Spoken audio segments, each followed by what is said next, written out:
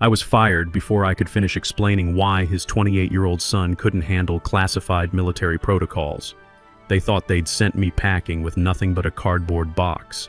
What they didn't know was that every critical line of code in their $1.8 billion defense system still had my fingerprints all over it, and the clock was already ticking.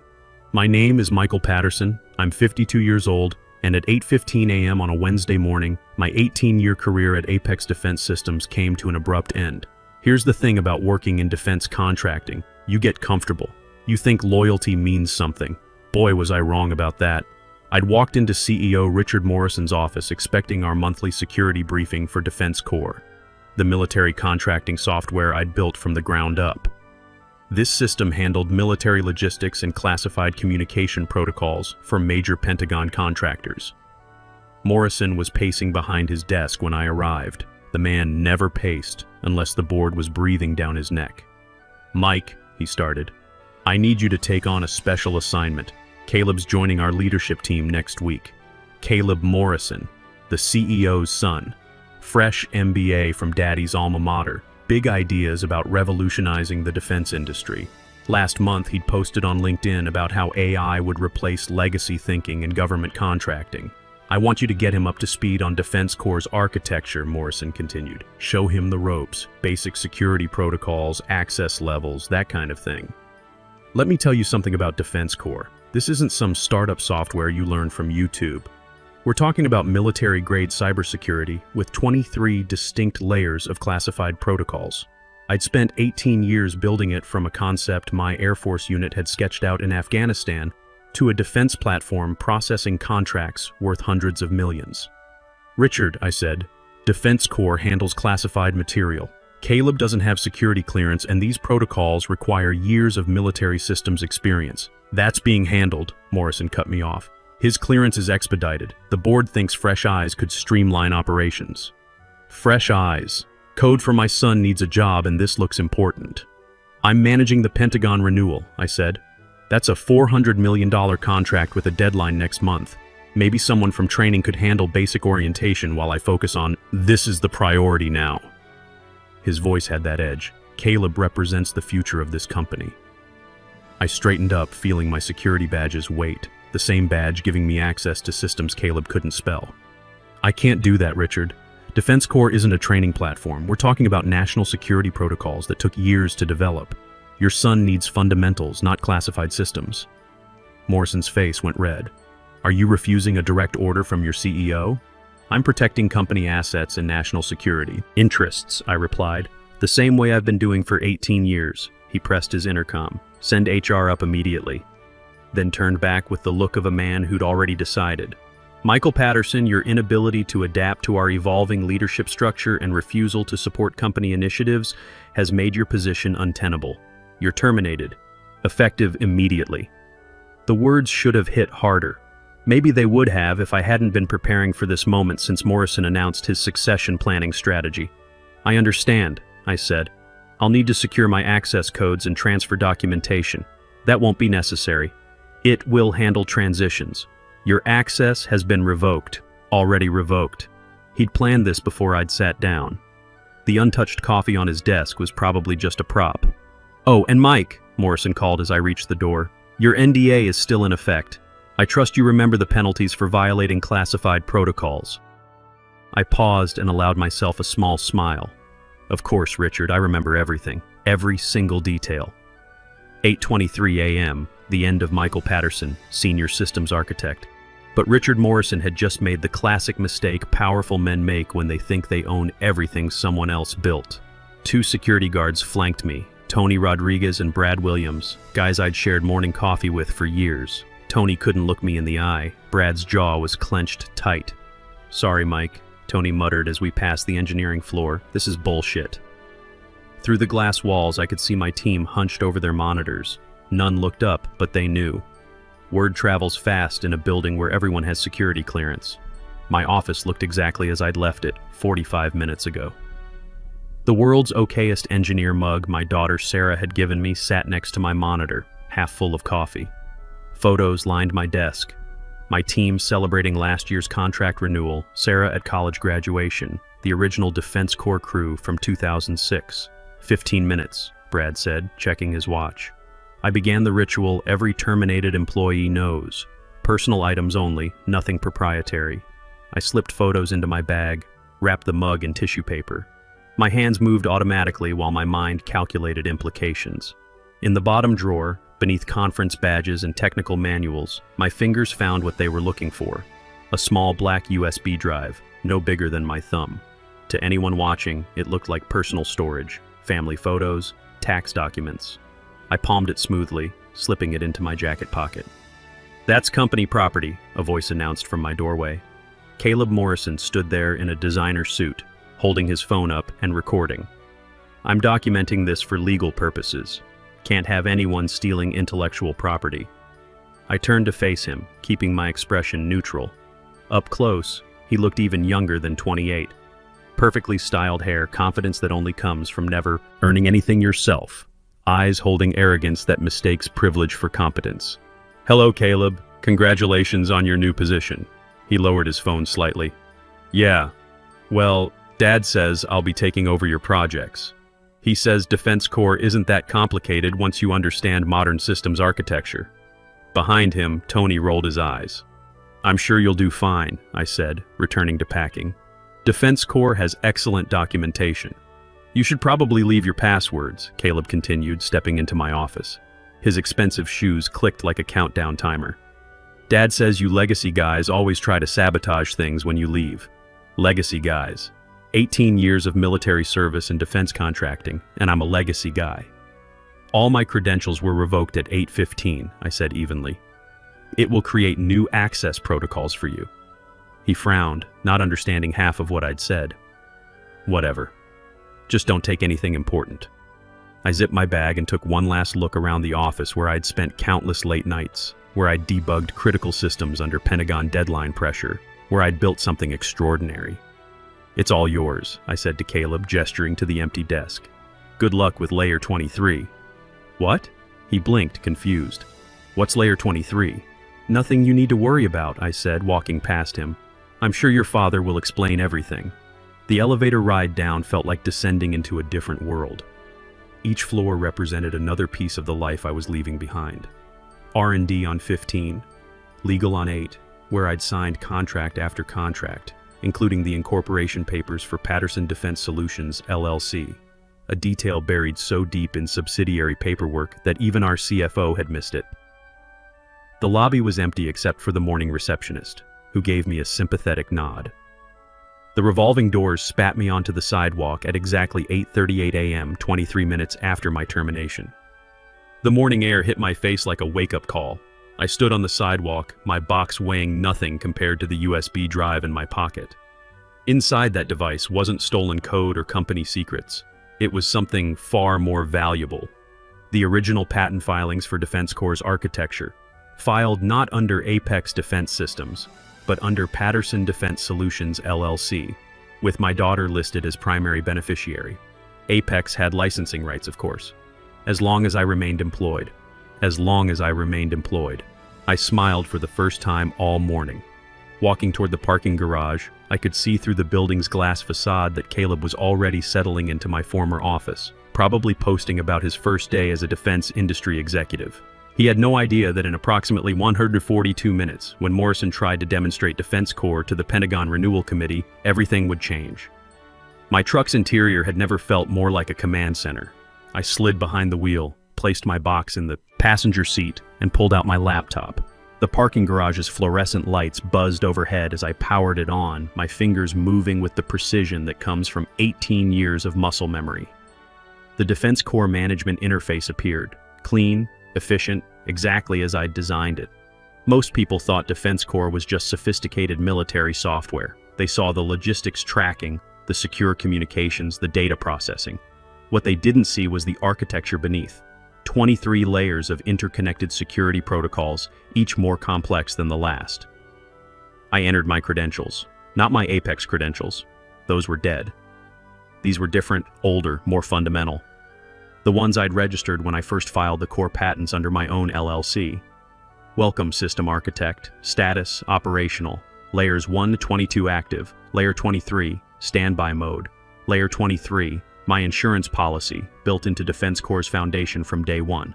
While Morrison and his board celebrated each new contract I'd secured, I'd been constructing something else, a dead man's switch, elegant in its simplicity. The logic was clean.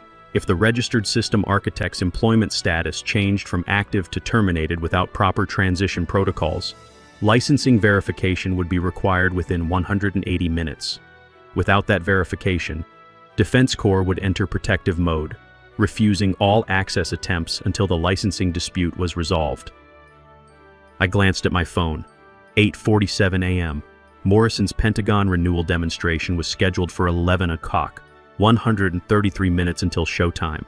My fingers hovered over the activation command. Once I pressed enter, there would be no going back.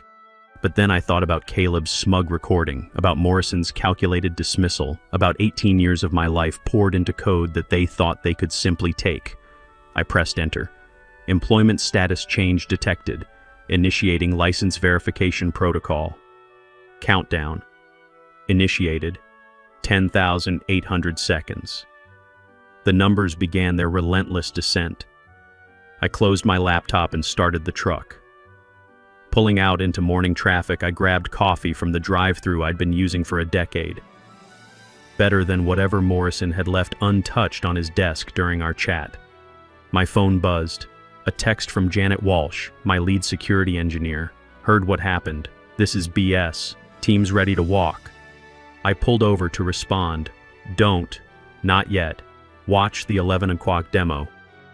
3 dots appeared, then, what did you do? Nothing illegal, just letting business logic take its course. The city rolled past my windows as I drove downtown, toward the law offices of Brennan & Associates, where a particular document had been waiting in escrow for exactly this moment. My phone kept buzzing. Messages from team members, from industry contacts who'd already heard the news, from recruiters who smelled opportunity. I ignored them all except one. A call from my daughter. Dad, why are you calling so early? Everything okay? Sarah's voice carried the energy of a 24-year-old graduate student at Virginia Tech, getting her master's in cybersecurity, following in the old man's footsteps. Everything's fine, sweetheart. Better than fine, actually. Remember that paperwork I had you sign 3 years ago for the LLC? The one you said was boring legal stuff? Of course. You said it was protection in case something happened to you. Well, it's about to become very important. You might get some calls today. Don't answer any you don't recognize. Let everything go to voicemail. There was a pause.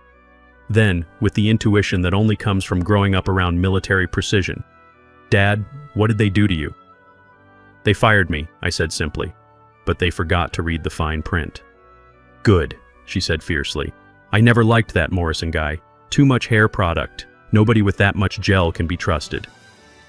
Despite everything, I laughed. I'll call you later. Love you. Love you too, Dad. Give them hell. I ended the call and checked the time. 9:25 a.m., 95 minutes until Morrison's world imploded. The Brennan & Associates building loomed ahead, all glass and steel reaching toward the cloudy sky.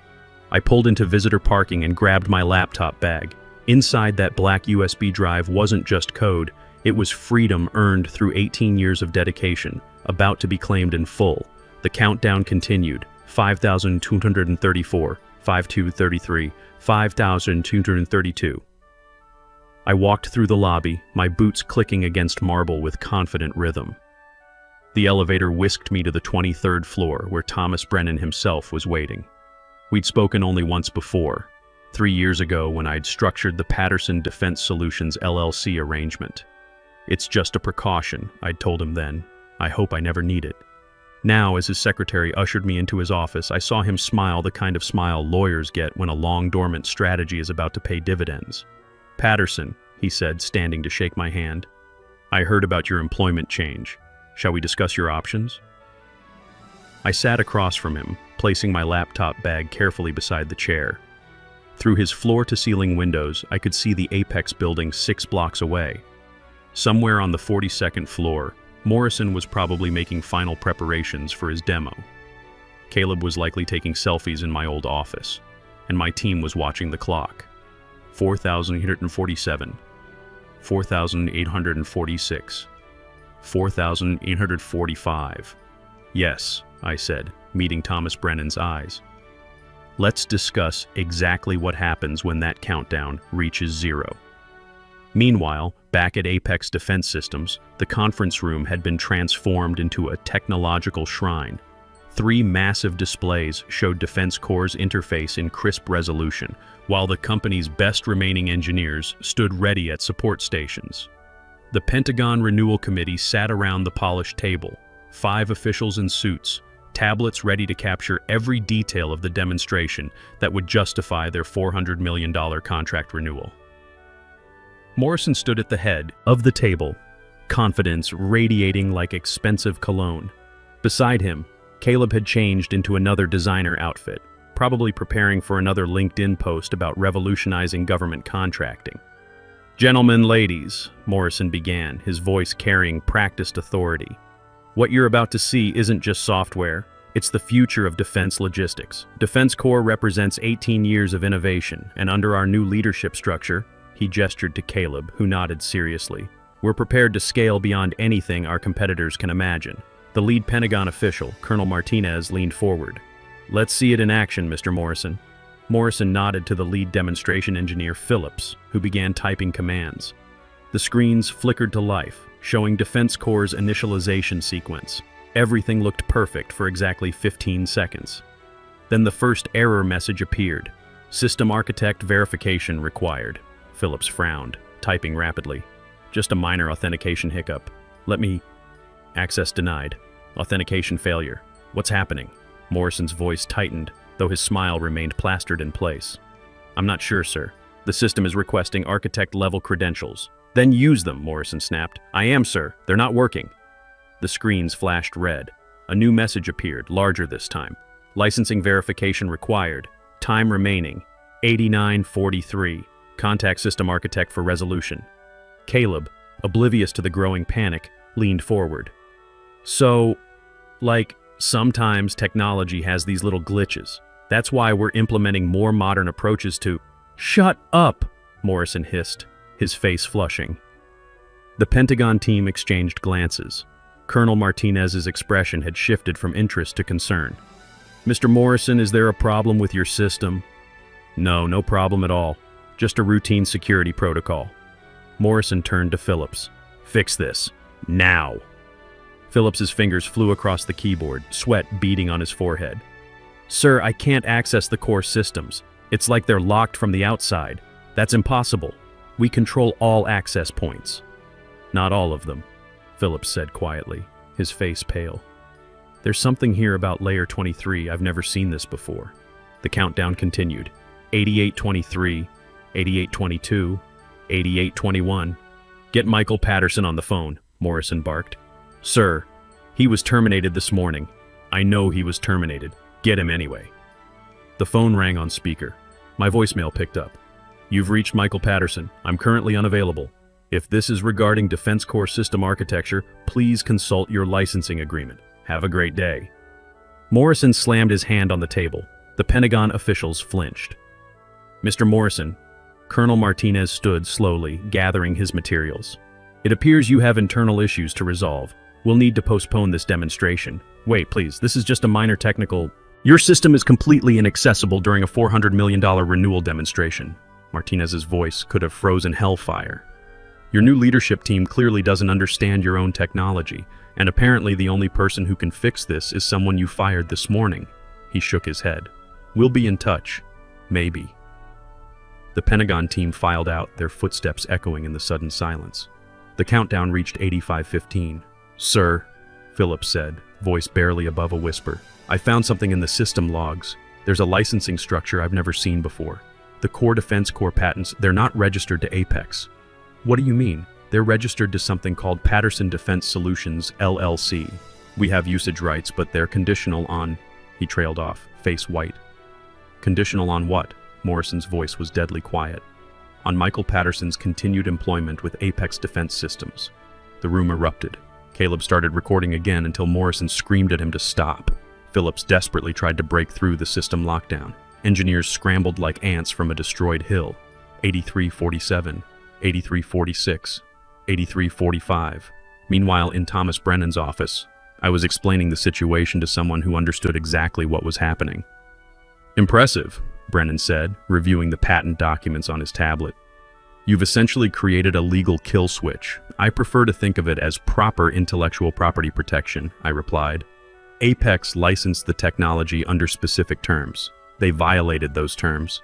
And now we wait. In about 80 minutes, Defense Corps will enter full protective mode. Every access attempt will be logged and rejected. The system will become completely unusable until the licensing dispute is resolved. My phone buzzed. A text from Janet. System's going crazy. Phillips is panicking. Morrison's screaming at lawyers. What's happening? I typed back. Employment status change triggered automatic licensing review. Standard protocol. How long until it's resolved? That depends on whether Apex wants to negotiate licensing terms with Patterson Defense Solutions, LLC. Who owns that? My daughter. She's about to become very important to a lot of people. Brennan chuckled. You've been planning this for years. I've been protecting my work for years, I corrected. There's a difference. I hoped I'd never need it. But you're glad you have it. Damn right I am. At 10:15 a.m., my phone rang. Unknown number. Mr. Patterson. The voice was strained, desperate. Harold Phillips, interim CTO for Apex Defense Systems. I'm calling regarding the Defense Corps situation. What situation would that be, Harold? Please don't be coy. We've reviewed the patent filings. We know about Patterson Defense Solutions, LLC. Then you know there's nothing to discuss. The licensing agreement was crystal clear. That agreement was made under false pretenses. You were acting in bad faith as an employee. I was an employee protecting my intellectual property, I interrupted. Every filing was legal. Every disclosure made according to contract. You had 3 years to review the structure. Your negligence isn't my responsibility. Michael, please. The board is in emergency session. Our stock has dropped 22% in 2 hours. Without Defense Corps, we're facing potential bankruptcy. I felt cold satisfaction spread through my chest. Then perhaps the board should have thought about that before allowing nepotism to override competence. What do you want? Name your price. I already have what I want. The question is, what are you willing to pay to license technology you thought you owned? This is extortion. No, Harold, this is business. The same kind of business Morrison conducted when he terminated me without cause. The difference is I did it legally. I ended the call and immediately blocked the number. They're panicking, I told Brennan. Good. Panic makes people make bad decisions. Speaking of decisions, I have someone I'd like you to meet. He pressed his intercom. Send Ms. Santos in. The door opened and Clara Santos walked in, Senior Acquisition Director for Titan Defense Group, the largest defense contractor in North America. Silver hair, sharp eyes, and the kind of presence that commanded billion-dollar meetings. Mr. Patterson, she said, extending her hand, I've had a very interesting morning. Clara Santos didn't sit when she entered. People with her kind of power never sat first. She simply gestured, and somehow the room rearranged itself around her authority. I've been tracking the Apex situation since 9:30, she said, settling into the chair Brennan had pulled out. Colonel Martinez called me directly after walking out of their demonstration. In 15 years of working with him, I've never heard him quite so animated. Apex disappointed him, I said. No. She leaned back, studying me. Richard Morrison disappointed him. Apex is just a shell. What we were interested in was Defense Corps, and Defense Corps, it seems, was never really theirs to sell. She produced a tablet, sliding it across the table. On the screen was the original incorporation filing for Patterson Defense Solutions, LLC, with Sarah's name prominently displayed. Our legal team has been busy since 10:30 this morning, Clara continued. Every core patent, every fundamental innovation that makes Defense Corps valuable, it all traces back to this LLC. Apex has been licensing technology they never owned. They had full usage rights, I said carefully, as long as certain conditions were met, conditions that were violated at 8:15 this morning. She smiled then, sharp as winter.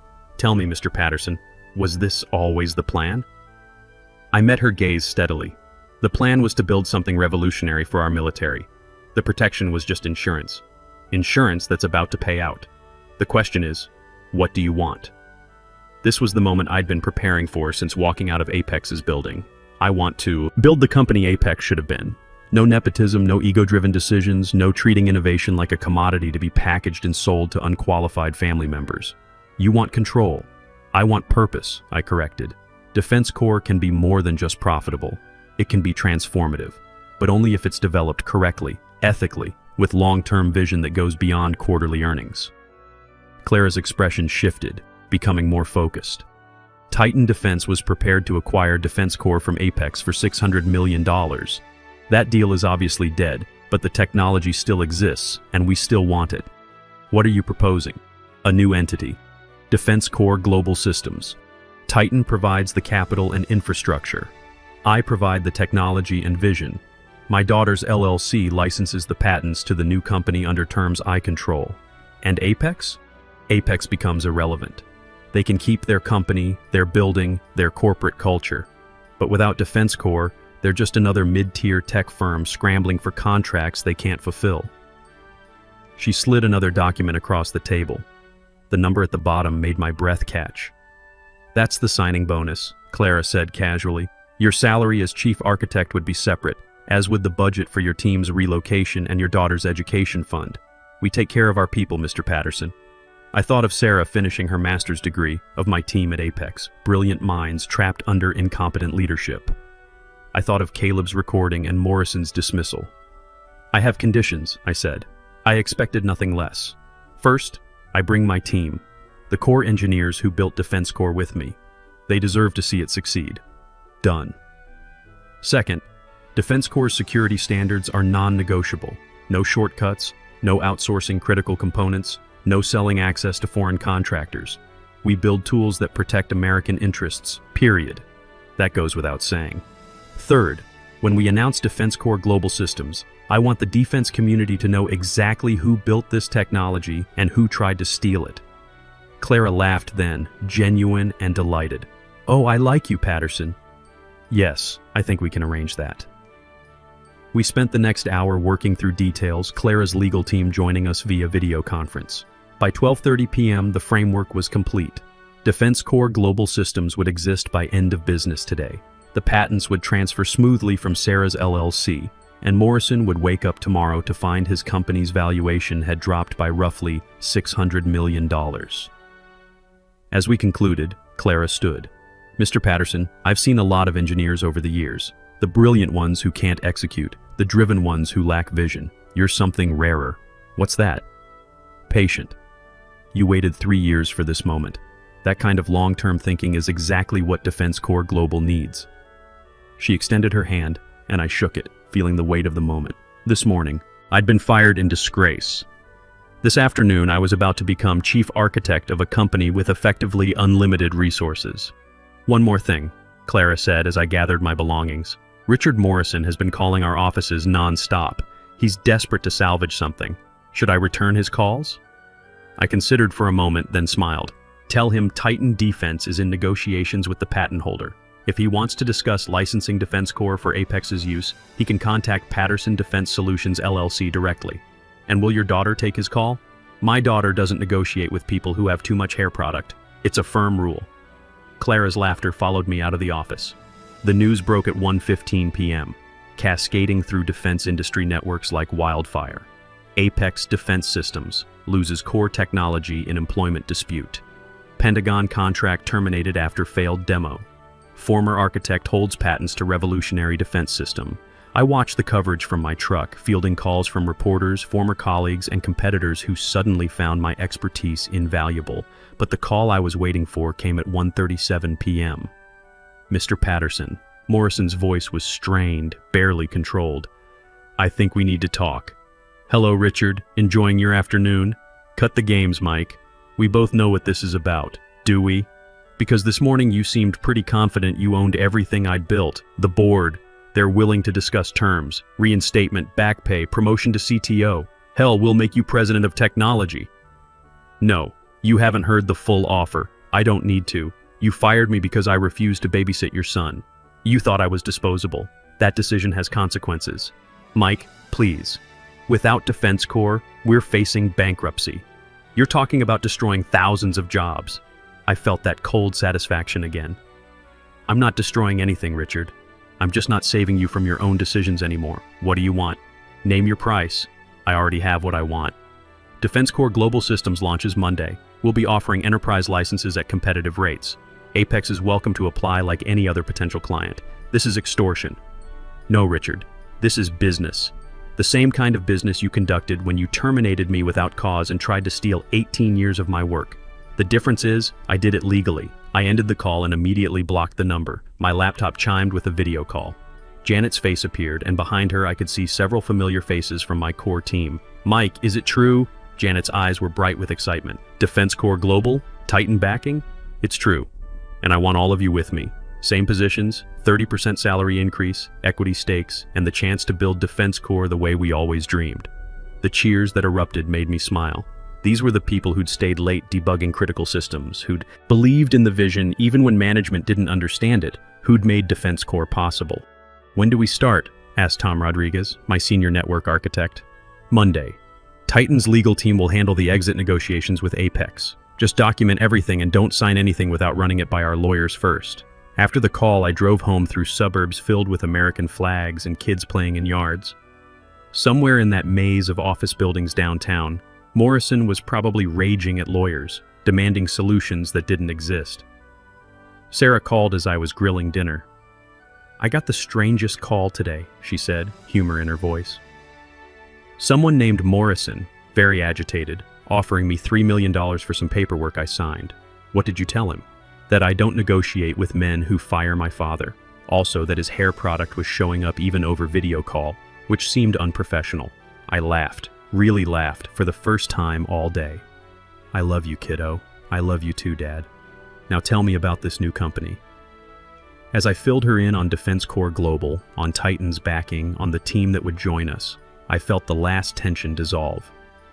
Tomorrow, the press release would go out. The defense world would wake up to a new reality, one where Defense Corps existed independent of Apex, where innovation trumped nepotism, where a fired engineer owned the very foundation his former company needed to survive.